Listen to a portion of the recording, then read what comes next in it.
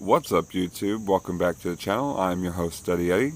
Thank you for taking this time to check out my channel. If you like what you see, please like, share, and subscribe. Hit that notification bell and be notified whenever I release new publications.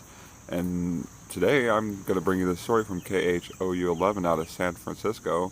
A murderer serving 84 years to life in California prison released over crown illness fears. Terebea Williams, 44, was sentenced to 84 years to life in prison, but has served less than a quarter of that sentence. She was convicted in 2001 of first-degree murder, use of a firearm, carjacking, and kidnapping in the death of 23-year-old Kevin John Ruska Jr. And I'm bringing you this story because, as I'm sure some of you might know, as far back as April, there have been reports that some 61,000 inmates from across the country have been released to allay fears that the crown illness might be spread within prison systems. And I'd like to note that a majority of those released, it is said, have non-violent charges or have served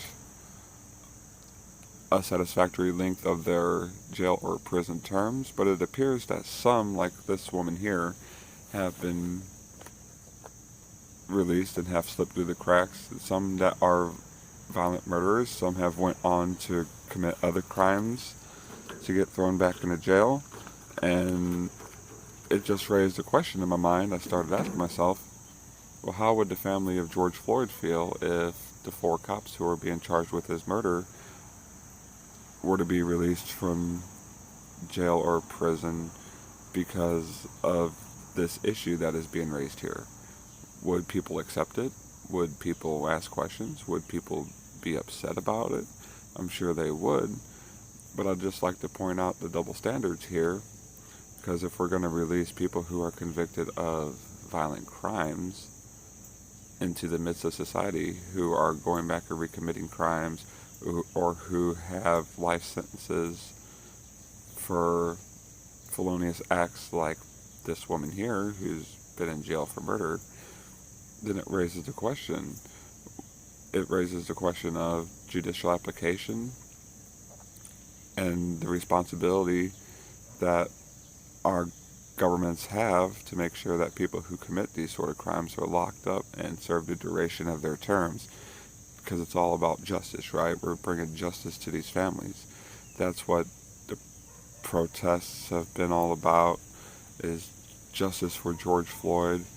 And I'm just asking, what about the justice for this family or the others that have went through this sort of thing? I know it's going to make a lot of people upset and a lot of people angry, but really I don't care. If you've got an issue with it, take it up with me in the comments below. If you've liked what I said or you have anything to add to it, again, just comment, add it into the conversation. It'd be greatly helpful.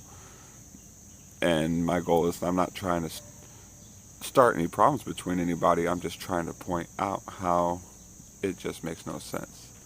It makes absolutely no sense to release people like this woman here who have committed these types of heinous crimes. Just like it would make no sense to release the 4 police officers who are being charged in the death of George Floyd. And so I'm just raising the question. I'm just asking, at what point do we draw the line? At what point do we say enough?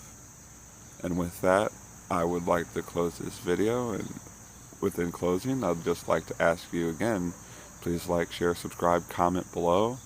Help get the conversation started. And I will see you again shortly with another video. Thanks.